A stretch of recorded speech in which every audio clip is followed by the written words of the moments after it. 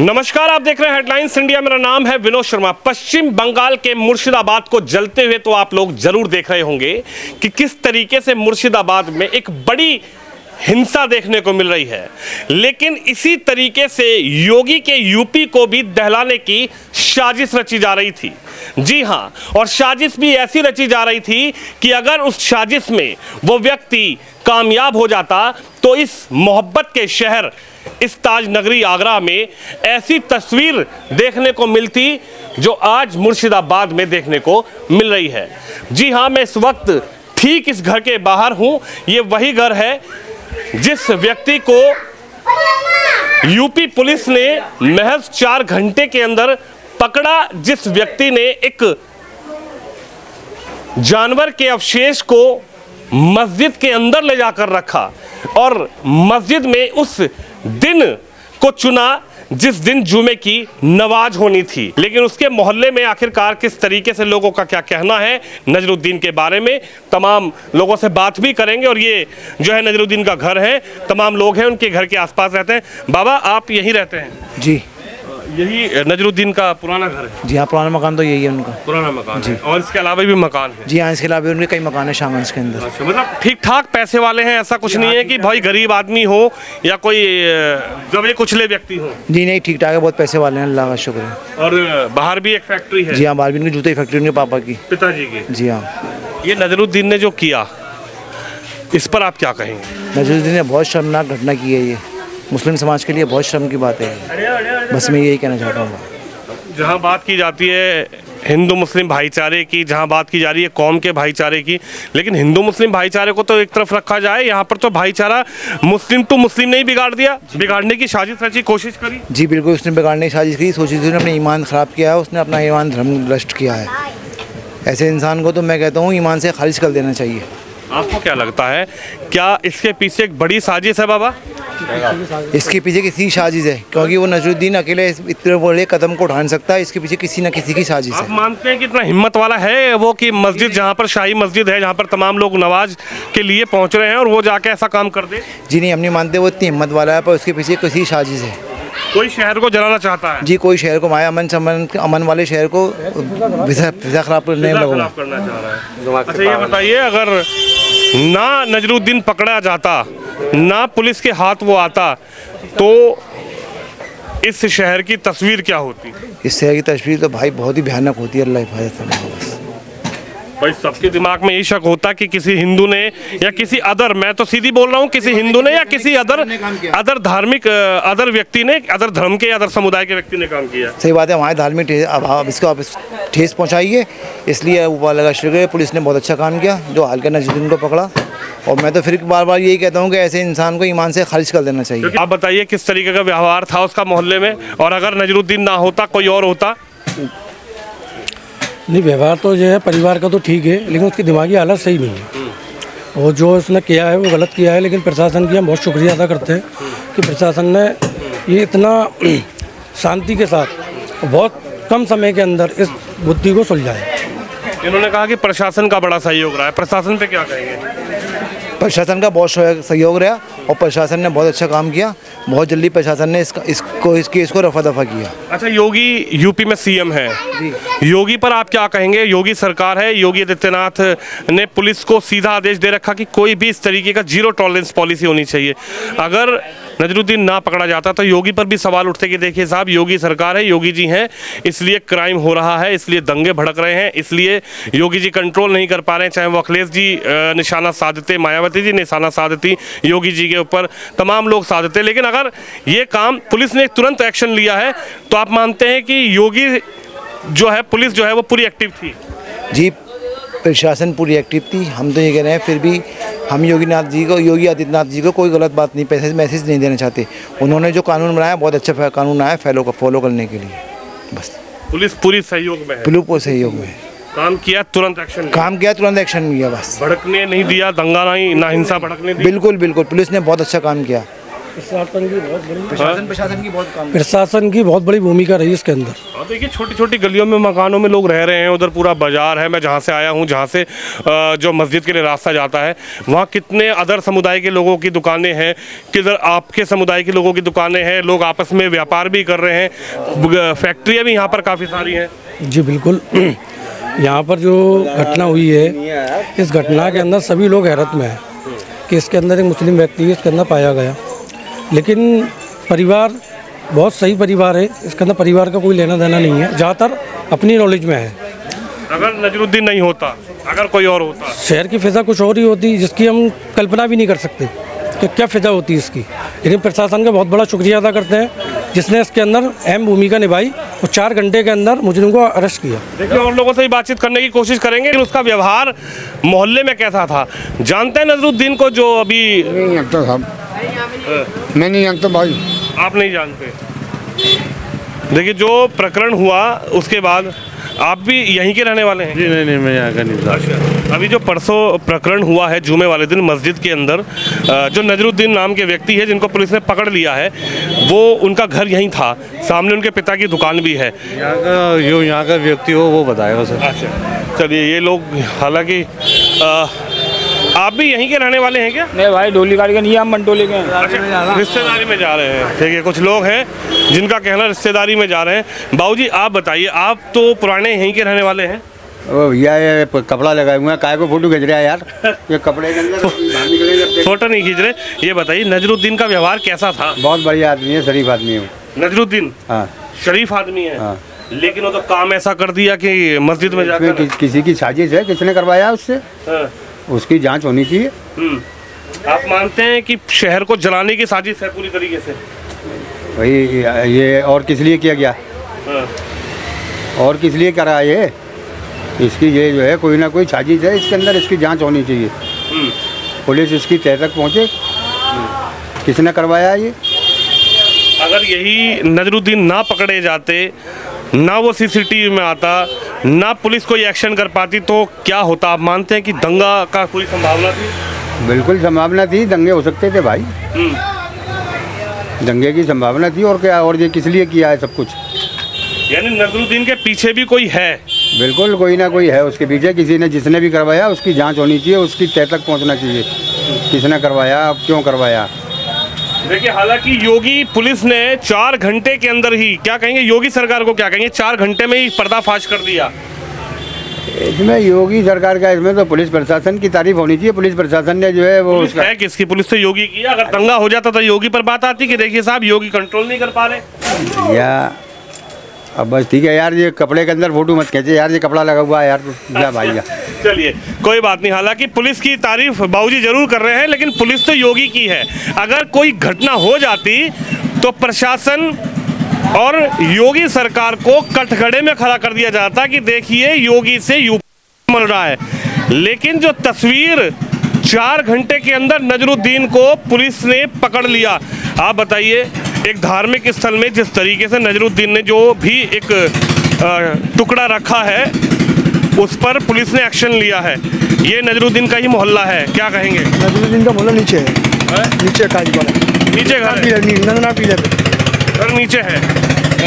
तो आप लोगों का तो जैसे यहाँ पर लोग बैठते हैं, ज़्यादा दूरी नहीं है, सब लोग मिलते भी होंगे, जुलते भी होंगे। अपने दे दिया हमने अपना बिल्कुल। देखा नजरुद्दीन को कभी? नहीं, कभी नहीं देखा, कभी देखा ही नहीं नजरुद्दीन। जानते नहीं, काम वाले इंसान है। काम वाले हमें नहीं मालूम। कभी आते होंगे, बैठता होगा। नहीं, वो बैठता उठता नहीं था। बैठे उठे नहीं, कभी बैठा होता कहीं बैठे उठक नहीं। नहीं। देखिए आप बताइए, आप लोग तो यहीं के रहने वाले, जूते का आपका व्यापारी है, बता रहे हैं कि नजरुद्दीन के जो पिता हैं वो जूते। सर मैं तो यहाँ नहीं बैठता।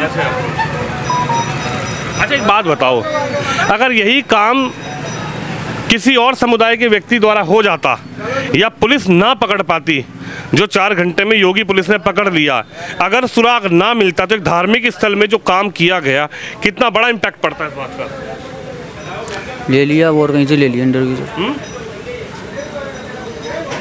आप बताइए सर, अगर नजरुद्दीन को, जो नजरुद्दीन ने जुमे के दिन किया, अगर पुलिस ना पकड़ पाती, ना नजरुद्दीन का सुराग मिलता, तो संदेह में कोई और आता कि आपके भी दिमाग में सोचता कि कोई किसी और धर्म के व्यक्ति ने कर दिया। तो मैं देख रहा हूँ उधर हिंदुओं की दुकानें भी हैं, इधर मुस्लिमों के व्यापार भी हैं, क्या तस्वीर होती है? इससे माहौल ख़राब होता पूरे आगरा के अंदर, फिजा बहुत ज़्यादा बिगड़ती। और ये पुलिस ने बहुत अच्छा काम किया, जल्द से जल्द मुजरिम को पकड़ ली, जल्द से जल्द पकड़ लिया, उसको हिरासत में लिया, नमाज से पहले ले लिया। जो अच्छा काम करा पुलिस ने। यानी आप मानते हैं कि कितना माहौल ख़राब होता है? आप समझिए कि संदेह में कोई और होता, कोई सोचता कि योगी सरकार करवा रही है, कोई सोचता ये सरकार करवा रही है। अरे बहुत बढ़िया करा, और लोग तो यही समझ रहे थे किसी गैर बिरादर के हिंदू समाज के लोगों ने करा हो, पर ऐसा नहीं हुआ, जो आपस के आदमी निकला। मतलब ऐसा नहीं हुआ, तस्वीर साफ हो गई कि 4 घंटे में कि साहब नजरुद्दीन ने कर दिया। अगर 2 दिन बाद नजरुद्दीन की तस्वीर साफ होती, 2 दिन में शहर जल गया होता। हाँ, बहुत बड़ा विवाद होता, बहुत बड़ा विवाद होता है। ये बहुत अच्छा काम करा पुलिस ने। नजरुद्दीन के पिता की दुकान भी है सामने, उनका फैक्ट्री है पूरी की पूरी, यहाँ नीचे उनका घर है।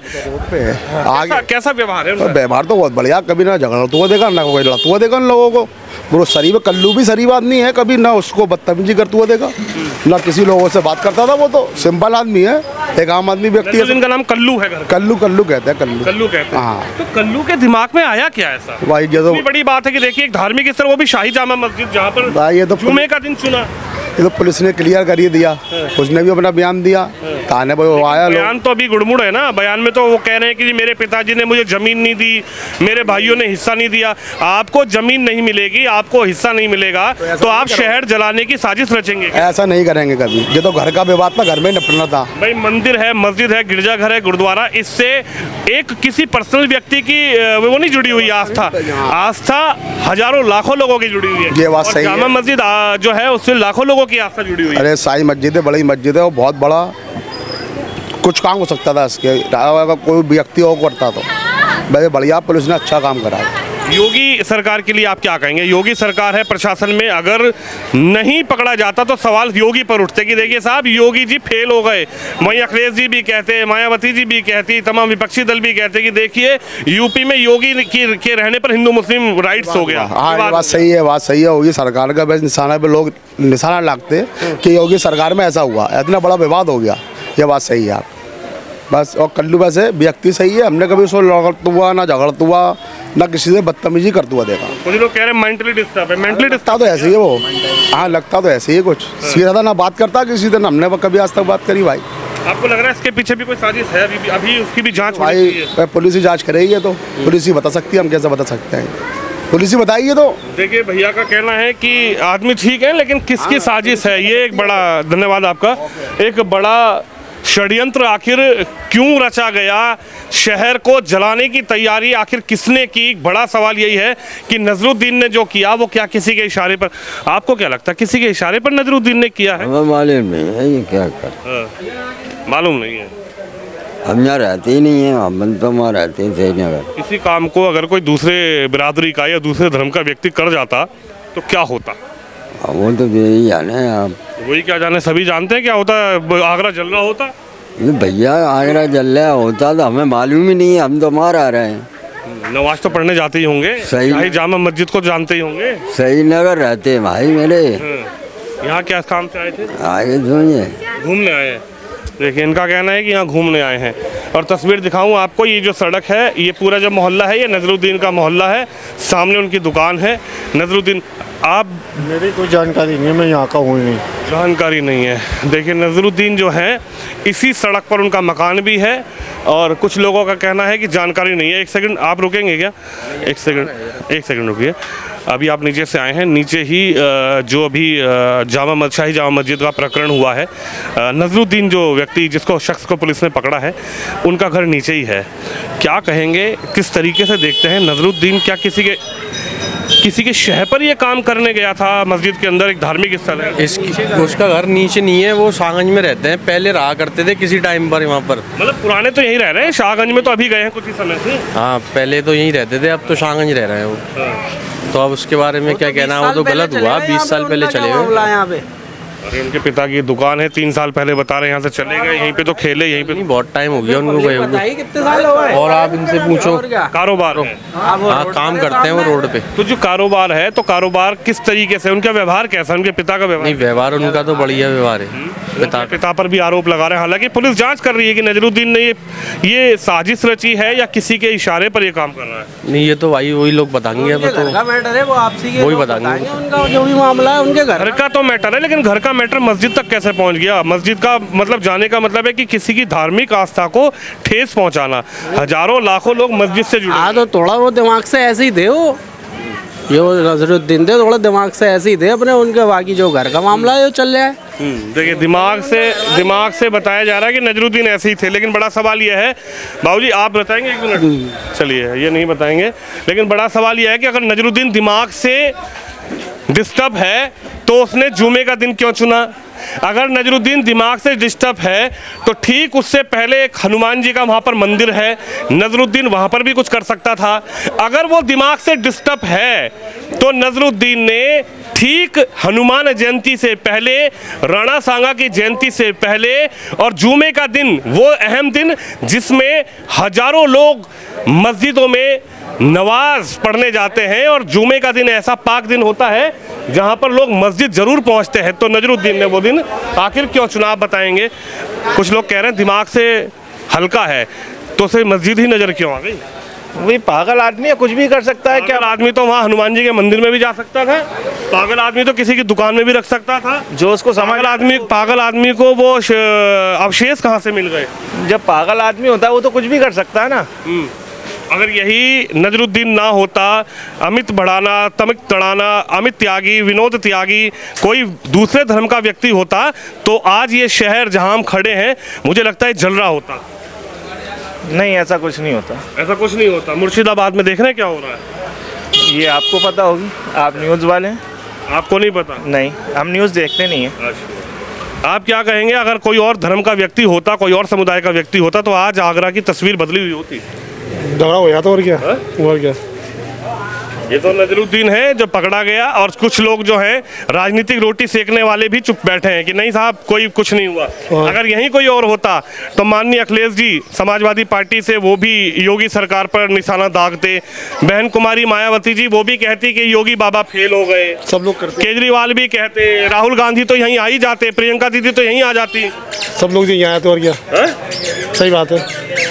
ये तो अगर योगी सरकार नहीं एक्शन लेती, नहीं नजरुद्दीन होता, ना ही योगी की पुलिस 4 घंटे में नजरुद्दीन को पकड़ती, तो इस शहर की तस्वीर बदली हुई होती। आज जो हम लोग खड़े होकर यहाँ डिस्कस कर रहे हैं, शायद मैं दूसरी खबर बनाने आ रहा होता कि ये मोटरसाइकिल जल गई, ये कार जल गई, ये मीटर जल गया, यहाँ दंगाइयों ने ये कर दिया, यही तस्वीर तो मैं दिखाता अगर। सही बात है। क्या मानसिकता है ऐसी? जो भाईचारे की बात तो होती है, कुछ लोग कहते हैं कि देखिए साहब हिंदू मुस्लिम हो रहा, वहाँ तो मुसलमान नहीं ऐसा काम कर दिया, उनका नाम नजरुद्दीन है।